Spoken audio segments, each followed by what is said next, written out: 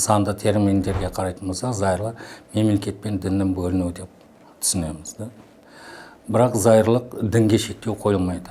Қазір өкінішке қарай кейбір діни ортада жүрген жастарымыз немесе жаңағы әсіресе діншіл азаматтарымыз зайырлық деген ұғым болмау керек, шариғи ұғым болу керек деп жатады. Себебі ол мемлекет діннен бөлінуі мүмкін емес, яғни заңмен емес, шариғатпен басқарылу керек дегендей.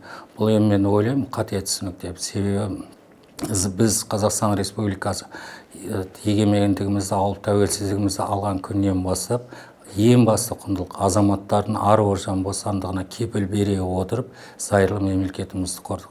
Осы зайырлы мемлекетті құру, таңдау нәтижесінде біз бүгінгі күні әлемде өз орнымызды алып келе жатырмыз.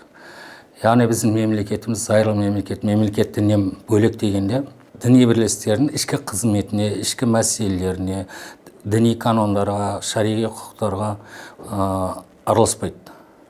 Ал мемлекет әрбір азамат, қазақстандық азаматтың діни нанымына қарамастан оның құқығының қамтамасыз етілуіне кепілдік береді. Бұл Конституцияда жазылған, заңымызда да діни қызмет және діни бірлестіктер туралы заңда да жазылған.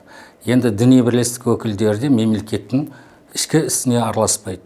Бірақ мемлекет, зайырлы мемлекет болып діннен бөлінгенімен мемлекет діни наным сенім бостандығын жаңағы тағы айтамын, сақталуын қамтамасыз етеді. Яғни заңмен қорғалады діни бірлестіктердің құқықтары, және де ол азаматтардың ар-ождан бостандығына шектеу қойылған жағдайда немесе азаматтардың ар-ождан бостандығына, құқықтарына, намысына тіл тигізген жағдайда мемлекет оны заң аясында қорғайды. Сондықтан да мен ойлаймын, мемлекет, зайырлы мемлекетте мемлекет діннен бөлінгенімен бұл барлығы екеуі ұштасары сөзсіз.